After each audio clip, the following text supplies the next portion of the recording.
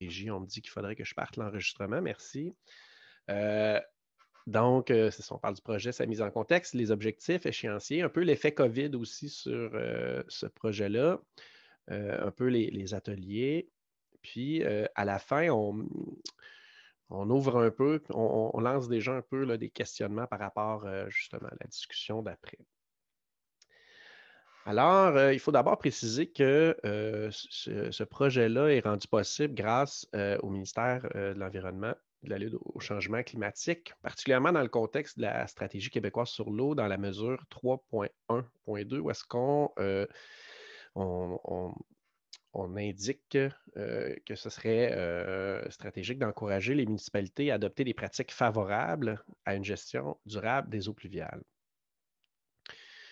Donc, l'idée, c'est qu'il y a eu des discussions préalables. Là, je vais au point en bas. En 2018-2019, le MELCC, le ROBVQ et Réseau Environnement ont eu des discussions pour faire converger un peu les intérêts puis mettre en place un projet pour accompagner les municipalités. Il y avait déjà, dans les collaborations précédentes, il y avait déjà des antécédents entre le ROBVQ et Réseau Environnement, entre autres pour un projet Coopération France-Québec.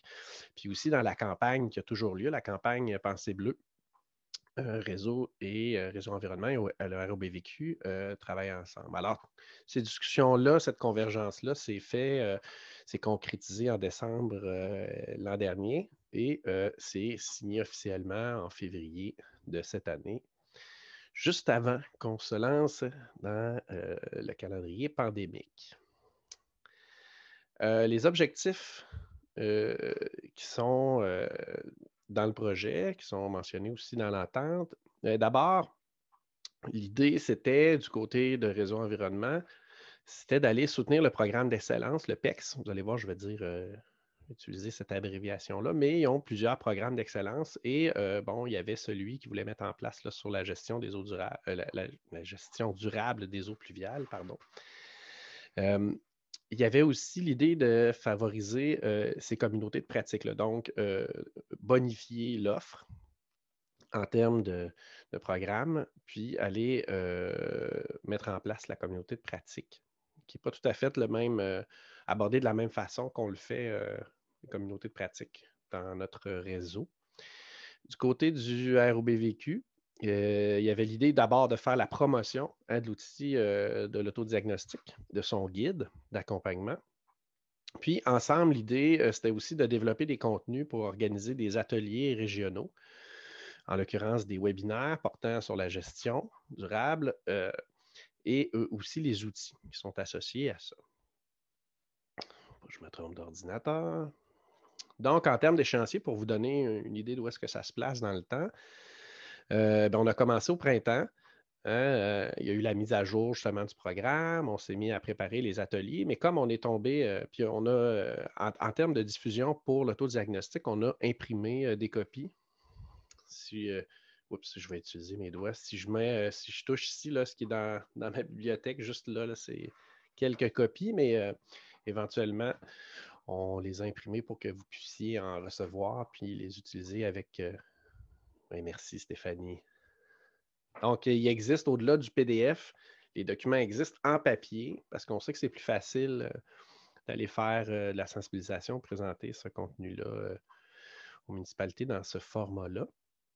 Donc, on a fait ça et on s'est ajusté. En fait, on s'est rendu compte que si on voulait tenir les ateliers en personne, donc on voulait faire un atelier, 2 ateliers avant les fêtes, 2 journées d'ateliers, donc avec 2, 3 formations dans une journée. Mais assez vite, on s'est rendu compte que bon, ça ne serait pas possible, fait qu'on est allé vers l'option web et c'est devenu des séries. Et là, il y a eu la semaine passée, il y a 2 semaines, 14-15, il y a eu la tenue de la première série. Il devrait en avoir un autre avant les fêtes, puis éventuellement un autre bloc en février. Puis là, j'ai mis dans la présentation, j'ai mis 3 petits points et autres, parce qu'en fait, vous comprendrez que si on prévoit des sommes pour faire une activité en personne et qu'on ne la tient pas, bien, ça libère beaucoup d'argent, là, la location de lieux pour les boîtes à lunch, pour la bouffe, etc. ça fait beaucoup d'argent qui ne sera pas utilisé. Donc, l'idée éventuellement, puis on est un peu à ce stade-là dans la réflexion en termes de comité, on va proposer une formule pour éventuellement utiliser ces fonds-là autrement.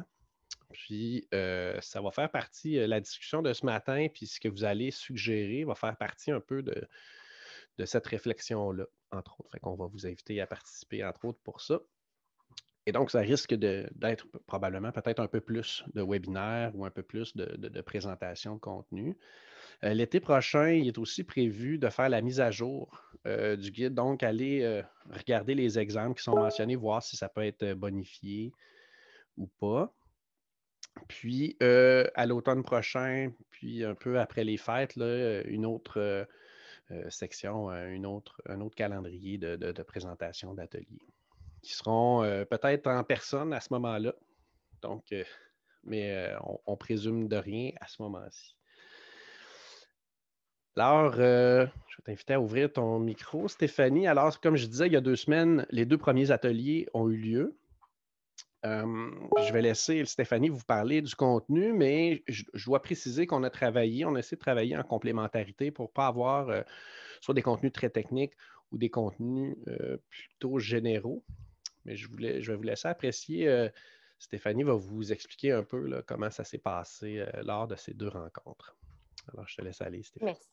Oui, merci Sébastien. En fait, comme tu l'as dit, là, les 2 premiers ateliers ont eu lieu le 14 et 15 octobre dernier. Puis, dans le fond, on voulait vraiment essayer de faire en sorte qu'on voit 2 types d'approches différentes. Donc, la première journée, c'était davantage une approche là, plus holistique. Donc, on voulait voir plus globalement qu'est-ce que c'est que la gestion durable des eaux pluviales.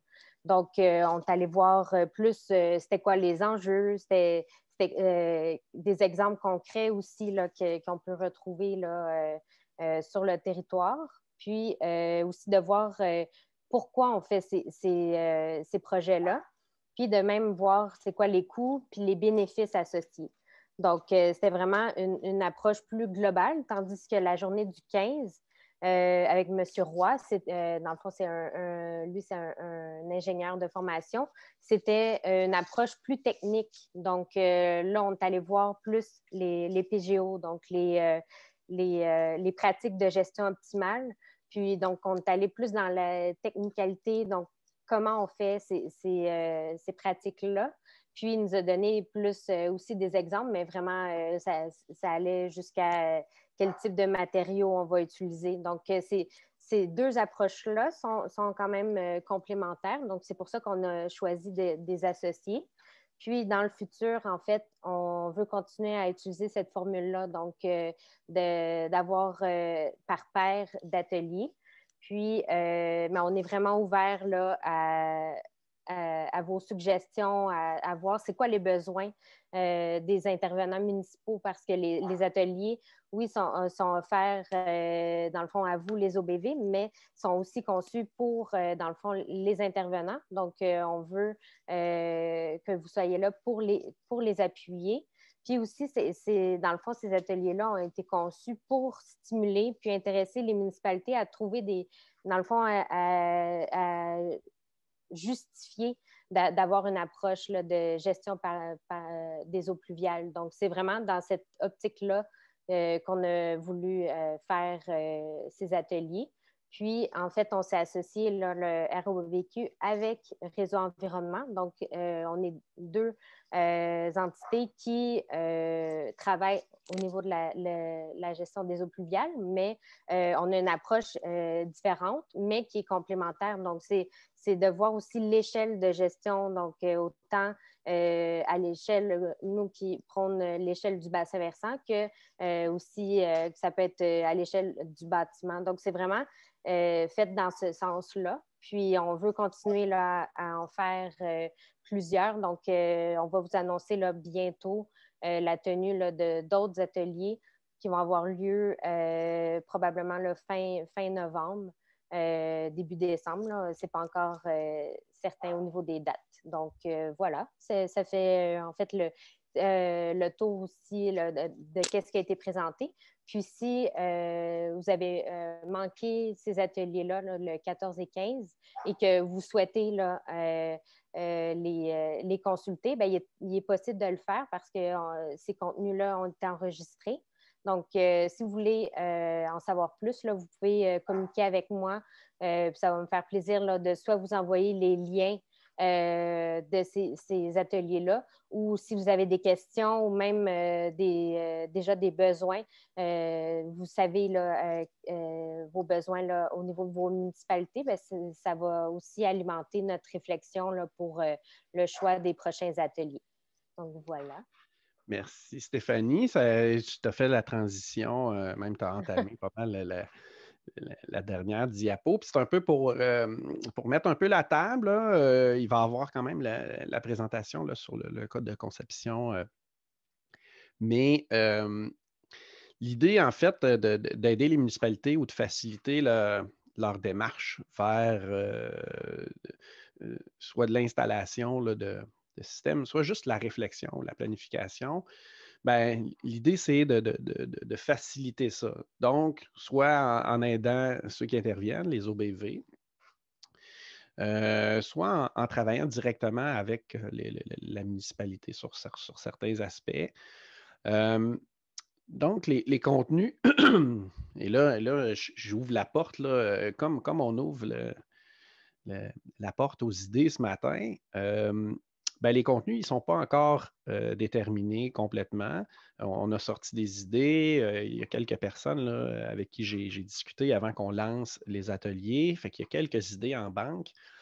Mais les besoins ou les clés qui font passer une municipalité de l'état de réflexion à l'état d'action, ben, ces clés-là sont intéressantes à transformer en atelier pour justement aider d'autres municipalités qui auraient éventuellement ces mêmes étapes-là à franchir. Fait qu'on vous invite à utiliser votre influence puis à nous envoyer ben, ce matin à participer, mais éventuellement à peut-être aussi nous relancer par la suite. J'ai mis en gras l'adresse de Stéphanie.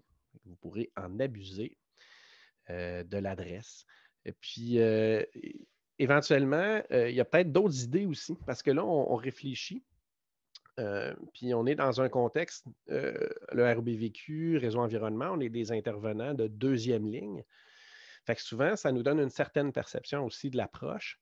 Puis même si on vous parle tout ça, ben, il y a peut-être d'autres idées que vous avez d'approche. Au-delà de la partie municipale, je ne sais pas, il y a peut-être des choses qui sont un peu à côté de ça. Ben, vous ne vous gênez pas non plus aussi pour sortir les idées. De toute façon, ce matin, on va vous travailler au corps là-dessus. On va essayer d'aller voir quelles sont les difficultés, les facilités, tout ça.